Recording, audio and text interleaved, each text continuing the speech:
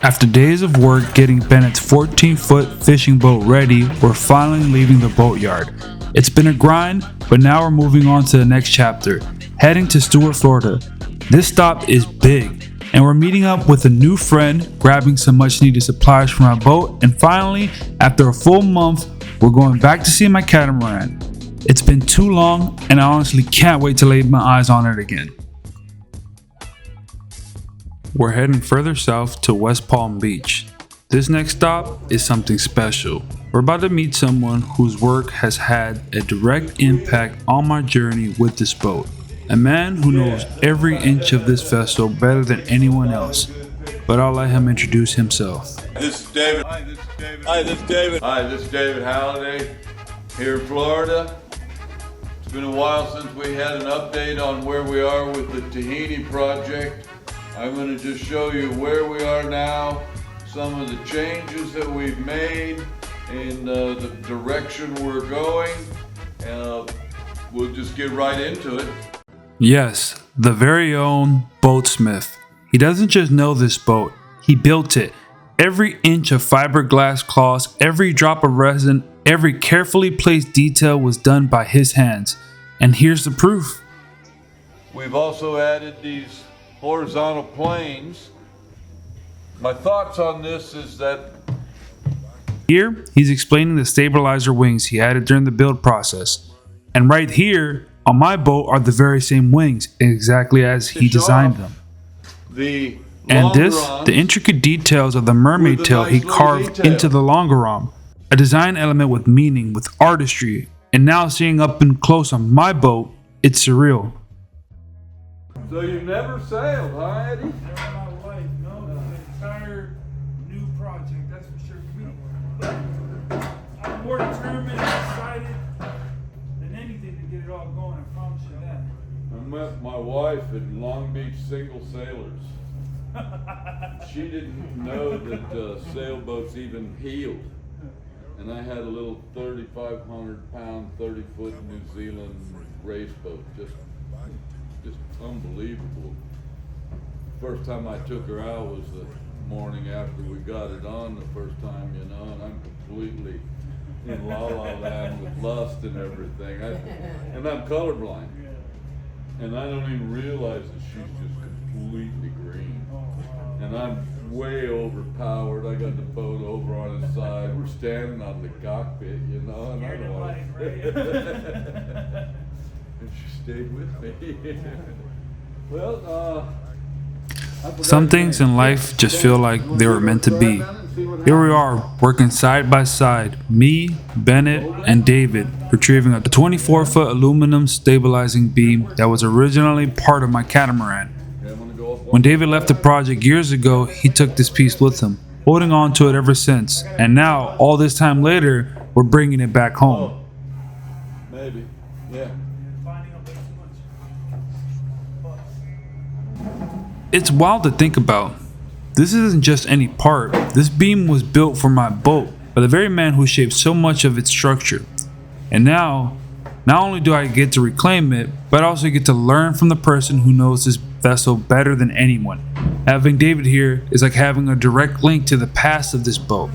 Every detail, every decision, every technique he used to bring it to life. This whole experience is bigger than just retrieving a part. It's about reconnecting with the history of this boat, working with the very hands that built it, and realizing just how lucky I am to have access to this kind of knowledge. I couldn't have asked for a better person to guide me through this journey.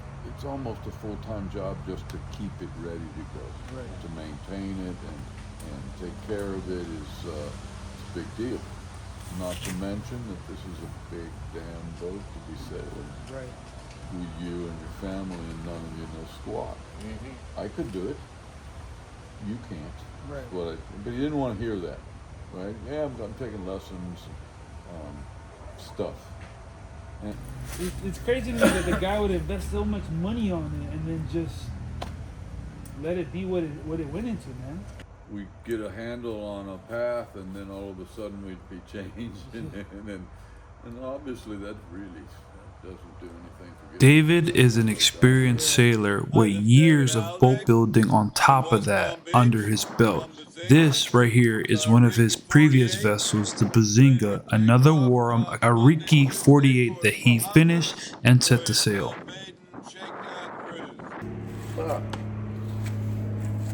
On Bazinga, originally the planned boat was going to California. Then the plan changed and the boat was going to stay out here. And since it was going to stay out here, he wanted a lightning protection system. Okay. Right? Yeah. And that boat was close to done. Right. So I had to cut holes in those beams because remember Bazinga had all aluminum legs for the hardtop, right? So all those needed to be bonded and connected, and it was a big deal to put a lightning protection system in there. But the beams were, I had to cut holes and go inside and do things and then fix the holes. And so I decided I wasn't going to do that. On this one? Yeah, and so then also when you want to put running rigging on the beams, it's just hollow. Right. That's a pain in the wahoosie. Yeah. Right? Yeah. So this way I can wait a while until I get the running rigging all placed, and then I can go back in and put back plates. Yeah. And put my backing plates in, and then fill the whole thing with foam. That's what I was gonna wonder if it was okay. Now the only reason I'm filling it with foam is just so when I want to add something else. With the beam finally secured, I can't help but think, what are the odds that I track down the original builder, that he still have this part, that he'd be willing to share so much of experience with me? It just reinforces what I felt this whole trip. This build, this journey, this boat, it's all happening exactly as it's supposed to. Alright guys, so we're gonna go down finally, see my boat. And I'm excited because yesterday we went ahead and picked up one of the cooler parts that I needed that was missing from my Wharram build. We went to go visit David Halliday, and he happened to still have it, which was killer because I got to knock two birds with one stone, meet him and also pick up this guy right here. And that's the support beam to the rear end of the Wharram. That's what keeps the two holes connected and balanced and everything like that. So it should be killer. I got to get this thing off of him, and it looks like honestly an aluminum telephone pole, but I had the front one, the rear one was missing, and now we got that one. I want you to be mine again, baby. I know my lifestyle is driving you crazy. Finally back.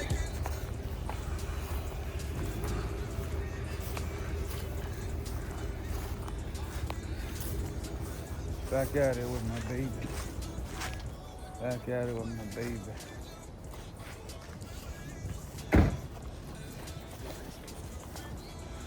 The thing's still there. And finally, we're here. After a month away, after all the planning, the setbacks, and the hard work, this is it. My boat in all its glory. But something feels different this time. After talking with David, after learning more about the craftsmanship, the history, the hands that built it, this isn't just a project anymore. This is a legacy, and I get to carry it forward. And with this, we bring back the missing piece of the puzzle. This stabilizing beam was always meant to be here. It just took a few extra years to make its way home, but it's crazy how things work out. I can't even describe what I'm feeling right now. This journey has already taken me further than I imagined. And I know there's still a long way to go, but at this moment, none of that matters. Right now, I'm exactly where I'm supposed to be. So, with that being said, let's get to work, y'all. Well, that's what we've been working on lately, and we're real proud of both the projects we're working on. We'll keep you posted as we move forward on this boat, and pretty soon we'll give you a tour of the little boat as well.